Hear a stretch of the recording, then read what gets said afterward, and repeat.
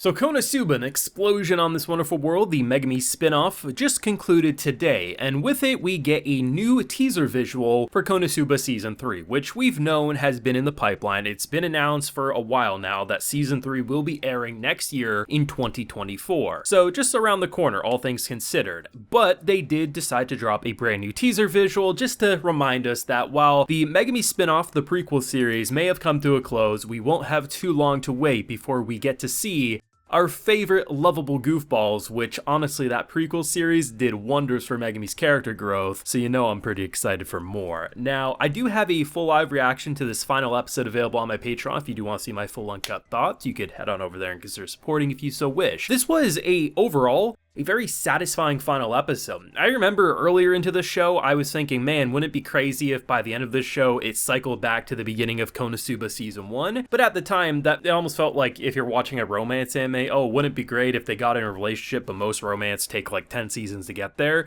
That's kind of how it felt, but when she left school, everything started feeling a lot more organic. I wouldn't change anything about the first half of the show. I think in general, it did what it needed to get us to understand the Chunin village, to understand Megumi and Yunyun's kind of distant relationship, but how they started that frenemy dynamic. But the show really popped off once she left, once she graduated, and really, as I've been saying, the past 4, 5, 6 episodes of the show, like literally half of it has felt like classic KonoSuba. In my opinion, the last half of this show, I mean, ignoring maybe this episode because it wasn't as funny as some of the past few, but still, it kind of felt like some of the funniest content since Season 1. Like, I love KonoSuba Seasons 1 and 2, but at the end of the day, Season 1 is in a completely different ballpark to me. It's just peak comedy, but there's so many good jokes. Cecily, just absolute menace with her fetishes, and honestly, she feels like a prime example of like, once you join Scientology, you can never get out, because somehow she's made Megumi think and go from thinking you're a creepy bastard to absolutely, I'll call you big sis. There's so many amazing moments, and it just felt like, rather than this being a spin-off that did it need to exist? No, but you're happy you watched it. Instead, this is a show where, yes, it did need to exist, and yes, I'm absolutely thrilled to have experienced it. If you would have asked me at the beginning of the show, and even the first half, are fans required to watch this, or is this necessary for the KonoSuba true viewing experience? No, it's fun additions, but you're not going to be missing out. But the development and the impact of Yunyun and Megumi's relationship and that frenemy dynamic, seeing where she came from with that Chunin village, but most importantly, feeling like we had such a reminder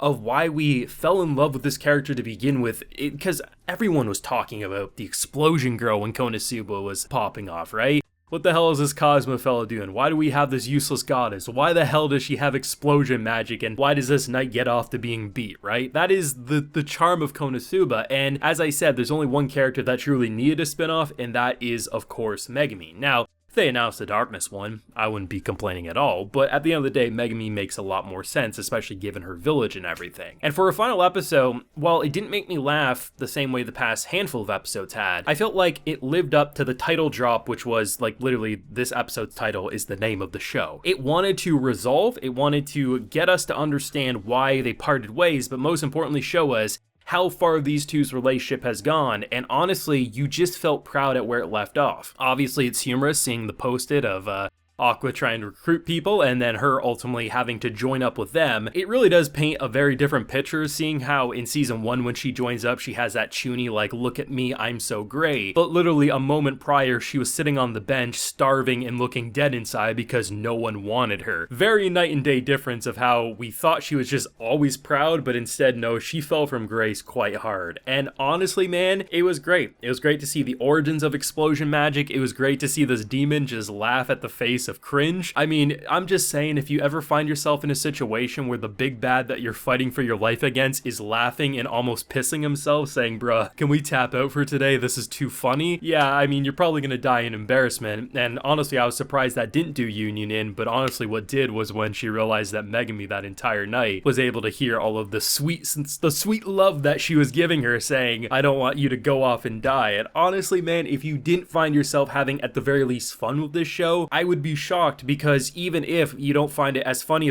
as the main show KonoSuba, even if maybe you didn't like every episode as much as the main KonoSuba show. This was KonoSuba through and through. It didn't feel like a pointless spin-off. It felt like an enhancement, as if I've come out to appreciate Megumi's character a lot more than I initially did with the prior 2 seasons, right? And I think it makes sense when they do the movie to then doing this, to build into season 3 to really remind you that as funny as KonoSuba is, there actually is heart and soul to these characters, and even if sometimes we have a boy stealing panties and swinging them in the air, there is a lot more substance than just that slapstick humor, which I think honestly season 2 did a really good job at getting us accustomed to some more plot-driven things, even though there was still a ridiculous amount of comedy. Like, in general, I think anyone who slept on this, I feel bad for them because I just don't get it. Maybe it's just because people watched the first episode and like some people wrote it off because it wasn't as funny as the main KonoSuba stuff, but it's just weird because Megumi being such a fan favorite character, you would expect, especially in the West, with how much fan art, with how much people, like, this is the character I literally have seen the most discussion with. You would think people would really want to watch even just her village side of things, especially given how well the movie seemed to have done in terms of Western discussion, but either way, I've continued to say it since the midpoint mark that any opinion that I had at the start of the show, which was it's very fun seeing the Chuny village, changed to this is literally classic KonoSuba and felt like the bonus episodes of KonoSuba season 1. That doesn't sell people to watch it. Hell, you don't even need to watch the Chuny village stuff. Like, you could just watch and pick and choose some of these episodes and get a kick out of the Megumi story, but it just does feel like a disservice. Like, anytime I've recommended KonoSuba, I've always said to watch everything there is to it, and this is no different to me. Like, I love talking about this one. It was fun. It left me rolling at times. The best characters were arguably objectively the worst people in terms of this church, but if you told me you're not laughing as hard as some of the KonoSuba season 1 stuff, I mean, I guess we just have 2 very different humor levels because this shit was fun. I guess all I can really hope, though, is that maybe the reason this show didn't pop off discussion-wise as strong as maybe seasons 1 or 2 of KonoSuba is just because it was a spin-off. Like, that's how I'm crossing my fingers, because if KonoSuba season 3 drops next year and people sleep on it, I will be shocked, because this show has arguably been one of the most talked about comedy anime in the past decade, and